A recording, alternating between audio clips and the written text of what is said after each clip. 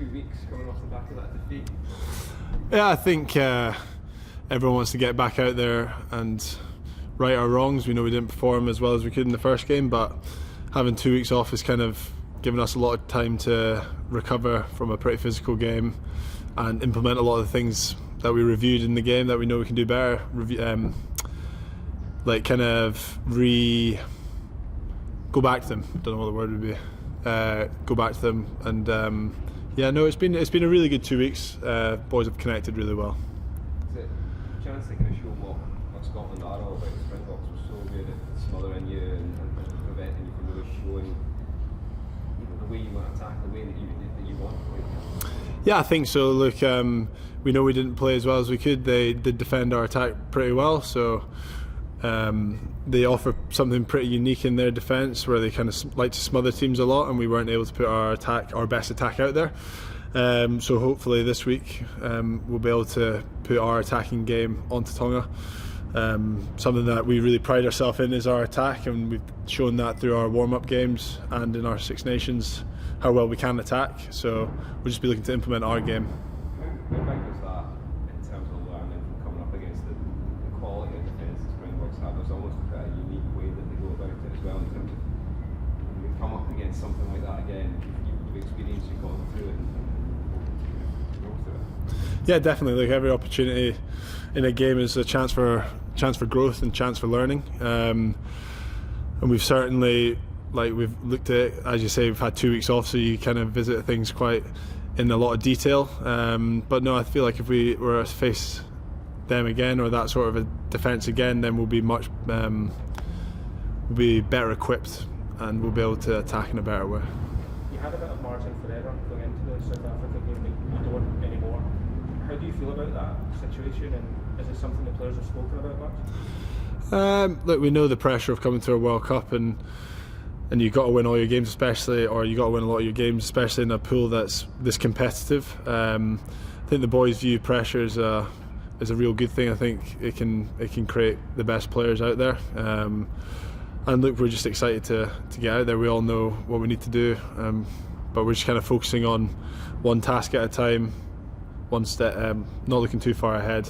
We look after the short term, the long term will take care of itself. How are you feeling yourself about taking that 15 shirt? There's been a lot of iconic and Scottish greats that have filled that shirt over the years. You've now kind of got the shirt to lose, I guess, at the moment. How are you feeling about taking on that mantle? Yeah, really excited, to be honest. Everyone always wants to be starting for your country, and now that I've had the opportunity in the last game in a couple of the warm-up games to start at 15, it's something that's been really exciting for me. There's still a lot of competition in our squad for that jersey. Everyone's pushing each other, so you just got to keep training well and playing well if selected, and hopefully can hang on to it for a bit longer. Have you spoken much to Stuart Hogg since you've been out here? I know he's been out here as well doing some media work. Has he been imparting some tips and wisdom or advice like that just since you've been out here? No, not since I've been out here. I've not seen Hoggy or spoken to Hoggy. Obviously he was a world-class player, so it's something that for the last 5 years that I've been in camp, you kind of pick up little bits of knowledge here and there, because he's one of the most capped players for Scotland, and he's obviously got a massive experience. So you pick up things here and there, but I'll be kind of looking to put my game into that 15 jersey. With a lot of players playing different styles, and I think we have contrasting styles in certain ways, so I'll be looking to put my foot on the game, so to speak. Yeah, I think that works. The team came into this World Cup with a lot of promise, feeling good about themselves, some great results in the past 12, 18 months, 24 months or so. It'd be such a shame, if you weren't to progress on the back of all that. How desperate are you to make sure that you're not going home in a couple of weeks?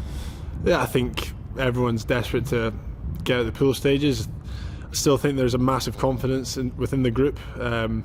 Yeah, we had a bit of a setback against South Africa, but the confidence is right up there, and we kind of want to show on the world stage how good we can be, because everyone knows how good we can be. And it's something that I find really exciting. Yeah, we didn't play our best, but it's a great opportunity to then bounce back and show everyone what we can do. So obviously that period where you were being used at Standoff for club and country, do you feel now you're full back again and that's a position to focus on?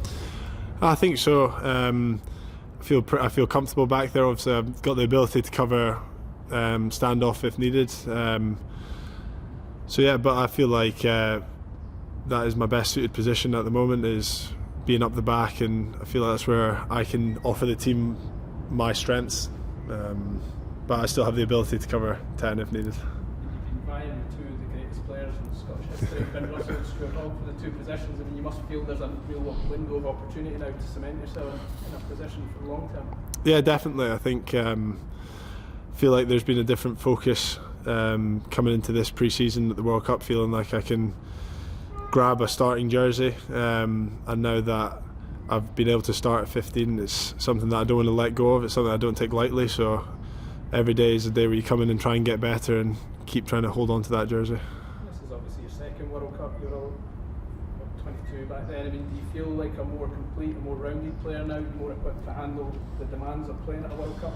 Yeah, I think so. It's something that you kind of get with experience. I was inexperienced when I came to my first World Cup and quite young, and you kind of grow into these things, you mature into them, you realise how hard it is to stay at the top of your game for an entire pre-season and World Cup. You got to take your recovery seriously, you got to take your preparation seriously. I think when I was a bit younger, you kind of are a bit naive to how much work it actually takes. So I feel like I'm a more mature player who's definitely dealt with a bit more of life experience, like within rugby, to kind of handle situations a bit better. I feel like a lot of the young players coming up now are more mature than we probably were when we were coming up.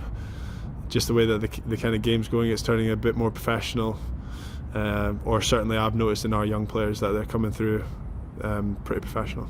Spoken previously about when you were younger, you played with Hearts and you could have gone down that route. The fact you're now your second World Cup as a Scotland rugby player, does that vindicate your decision? Who knows? Probably, yeah. I don't think I was that good at football. I think I was just a big lump at the back who was pretty fast and could head with the ball. But no, so far it's been a good decision, but we'll never know. You think you would have had a chance of making it? Nah. So long ago, I was only like, what, 13, 14? I would like to have thought so, but I don't think I could have, personally. Just singing the Hearts song in the bath. Yeah, exactly. You're hearing that? You lead it? It was me and Gilco, but he's a Rangers fan, so that was a strange one. Is there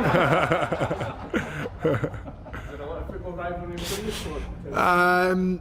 Mainly Celtic Rangers, to be honest. Most of the boys who are big football fans are Rangers fans. I don't think there's any other Hearts fans. Mish is a Man U fan, so is Cam Redpath, but I think it's mainly Celtic and Rangers, to be honest. No other Hearts fans, which is a bit of a shame.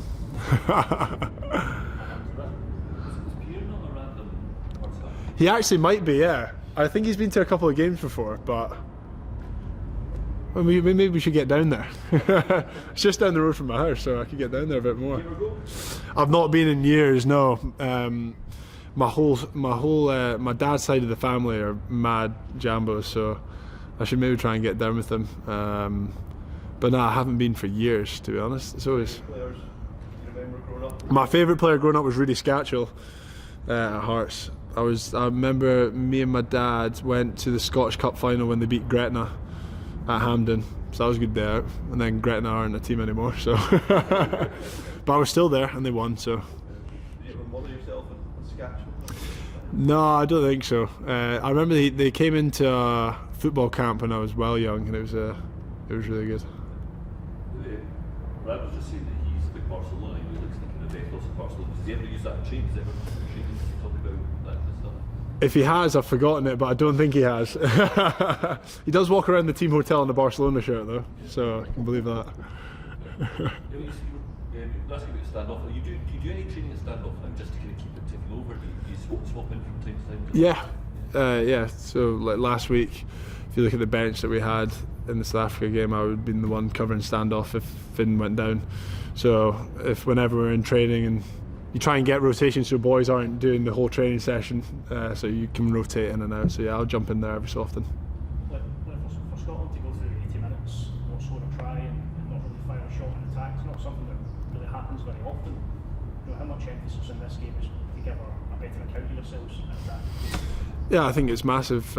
Like I said earlier, we're disappointed with the way that we attacked.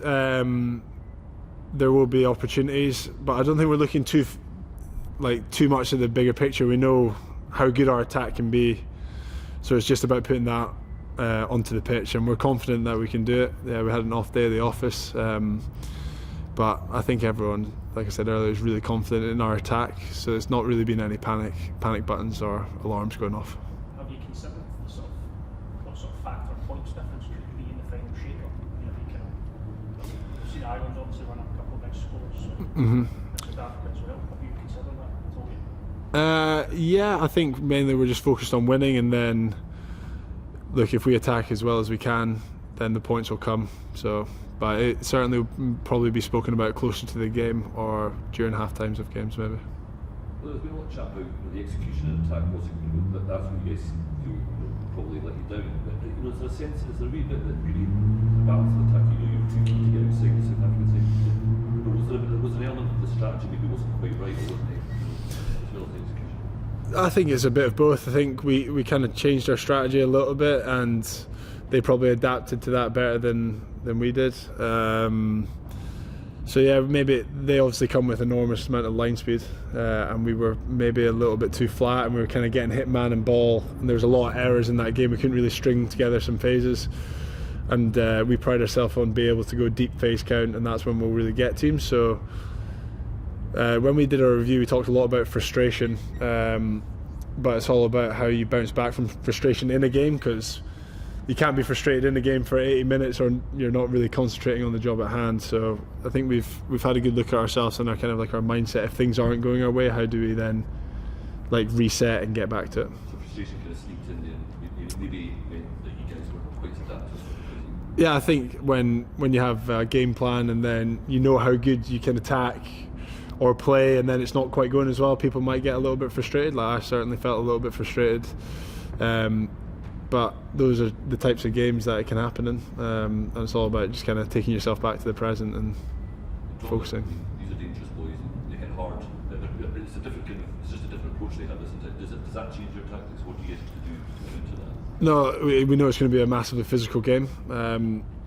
They like to hit things, and there's some big men. So look, we'll just put our game out there, and we might have to wear a few big ones, but we pride ourselves on our physicality as well, so we fighting fire with fire. I suppose the key is you look at Ireland, they had kind of that first 20 minutes, well, the first half, it wasn't going there, it's about keeping your eye on balls and making sure that you don't get sucked into maybe the way they want to play, which is a bit more kind of all over the place. Yeah, definitely. We'll stick to our game plan, play what's in front of us.